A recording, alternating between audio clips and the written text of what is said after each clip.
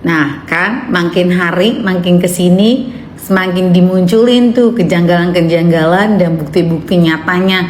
Sekarang kalian udah lihat kan bahwa di setiap sidangnya MM ya, itu kan suka ada kerusuhan-kerusuhan, dan itu mereka bilangnya adalah pengikut-pengikutnya MM itu yang bikin rusuh supaya dibatesin, nggak banyak orang yang bisa masuk ataupun live-nya dibatasin. Padahal sebenarnya yang bikin rusuh itu akhirnya terbuktikan. Kemarin selesai sidang langsung ada keciduk dua orang kan, satu yang pakai baju kotak-kotak pakai kacamata yang di sidang awalnya di awal sidangnya Nikita tuh dia ada di belakang Nikita yang dorong-dorong Nikita tuh, yang suruh buru-buru maju-maju, yang Nikita sampai kesel teriak bilang jangan dorong-dorong gitu. Padahal Nikita mau ngomong sama media cuma sangat-sangat dikacaukan supaya tidak ngomong ke media, dibatesin gitu loh.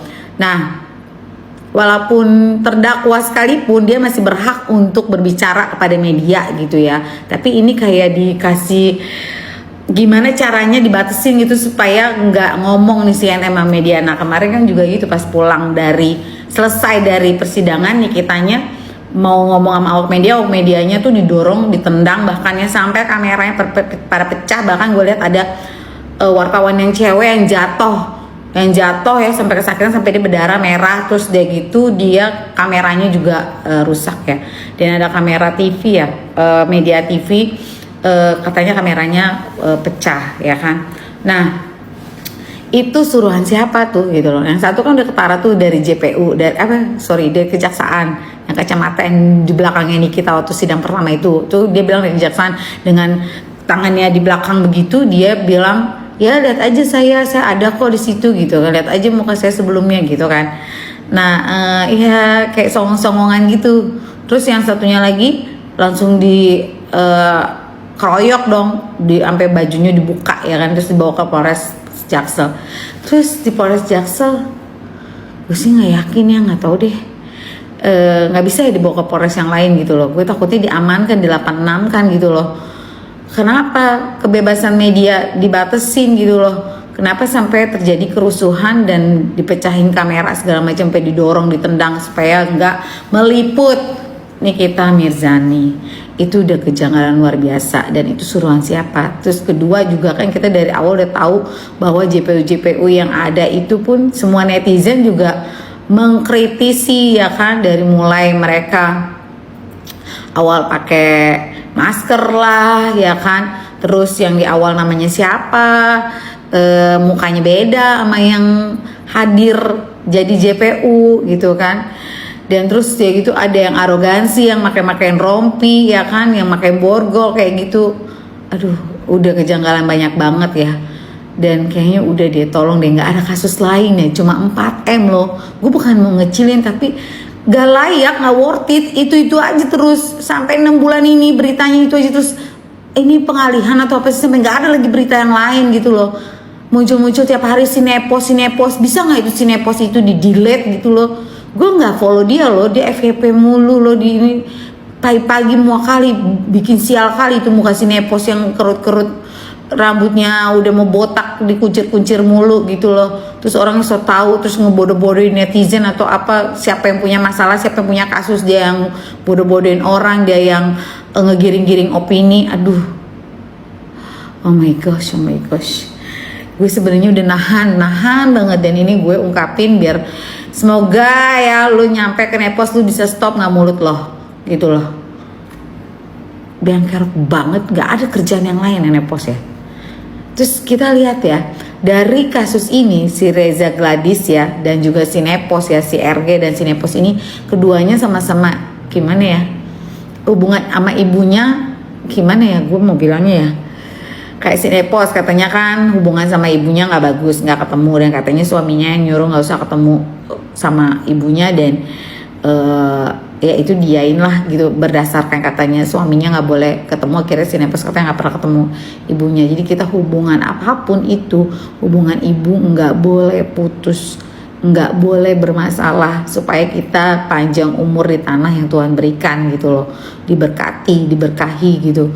Terus kayak si RG ya mamanya juga katanya orang kaya, ya diobatin lah sampai sembuh ya. Yang Sutrisna alias stres, ya diobatin lah.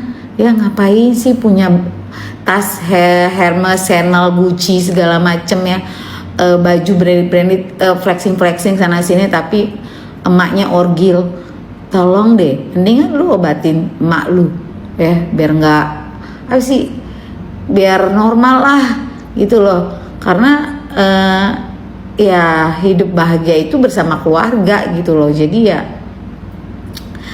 lebih penting prioritasnya orang tua deh. Mending sembuhin dulu deh orang tuanya gitu loh, baru flexing, baru lu beli yang branded. Percuma menurut gue lu pakai tas branded juga, baju branded juga, badan lu begeng, lu gemukin dulu deh, kasih makan daripada kayak cacingan begitu ya kan. Itulah, gue nggak ngebully loh, gue ngomongin fakta ya kan. Dia memang begeng beneran, kurus beneran, ya kasih makan lah, bergizi. Lu kan katanya dokter masa nggak tahu ahli gizi ya, timbangan yang normal berapa, tinggi sama berat badan berapa harus normal kan, bisa tahu. Tinggi badan dikurang 100, 110 sama dengan berat badan. Kalau kurang ya tambahlah nutrisi gizinya, pakai ahli gizi lah ya. Katanya nggak mau dibilang begeng, nggak mau dibilang kurus, ya digemukin lah biar nggak kayak orang cacingan begitu, kayak orang susah ya kan. Tuh udah deh omongan gue hari ini buat lu pada. Terus buat Pak Hakim dan Pak Jaksa ya, Pak Hakim dan Pak Jaksa, gue mohon please ya, bertobat ya, tolong berikan keadilan ya, keadilan bagi seluruh umat manusia bagi seluruh bangsa Indonesia, seluruh masyarakat Indonesia ya. Udah deh, sini kita Mirjani dibebasin, udah selesai perkara ya. Nggak ada itu pemerasan, nggak ada itu fix kesepakatan, itu penyuapan sebenarnya.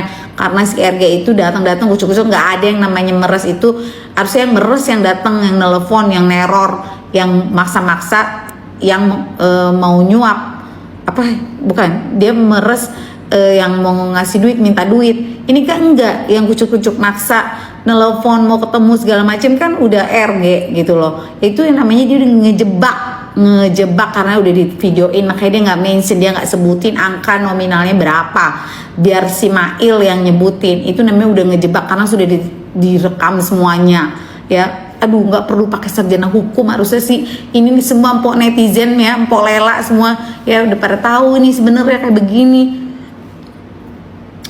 Jadi nggak ada pemerasan, toh dibilang kesepakatan kok. Kalau pemerasan tuh nggak ada negosiasi ya, dari 5M ke 4M. Terus miskin banget sih, Miss Queen. Katanya tajir, 5M aja pakai dinego-nego. Katanya 1,5 detik udah sold out ya kan. Kenapa 5M pakai dinego-nego sampai 2 kali bayar, cicil? Emangnya KPR cicil? Emang beli tas cicil? Terus dia gitu udah 4M, terus dia bilang katanya kan nanti setahun lagi ingetin ya Mail. Nah itu aja udah tahu buat diperpanjang untuk diingetin gitu loh. Kan emang bener buat yang baik-baik lah, disuruh perbaikin baru di review. Nah ini belum di review, dia udah laporin ke Polesong ya kan. Jadi gimana mau nge-review lagi, makanya ditelepon, kok lu malah ngaduin gitu, tapi nggak diangkat-angkat. Emang sengaja, emang udah jebakannya udah masuk, jebakan Batman-nya, makanya langsung dilaporin. Dan dalam tempo singkat-singkatnya, nggak nyampe sebulan lah ya, katakan let's say 1 bulan, langsung lah dipanggil itu si Mail dan Nikita Mirzani. Jadi kayaknya segitu cepet banget. Berapa sih gara-gara 4M lu buang 100M itu namanya tolol sih, bego ya. Katanya mau hidup tenang, gimana mau hidup tenang? Lu nggak bakalan, lu seumur hidup ya, si RG begeng abu-abu silver ya, lu bakalan nggak tenang hidup lo gara-gara lu lawan netizen se-Indonesia. Semua netizen juga punya insting, punya naluri, punya feeling, punya intuisi, dan punya ilmu ya. Nggak perlu SH, nggak perlu pakar hukum, itu udah kelihatan, udah bukan pemerasan, udah fix bukan pemerasan. Tapi lu nyogok supaya nggak di review yang jelek-jelek, review yang baik-baik. Pala otak lu masa di review yang baik-baik tapi isinya nggak bepom, isinya kandungan berbahaya. Gelo.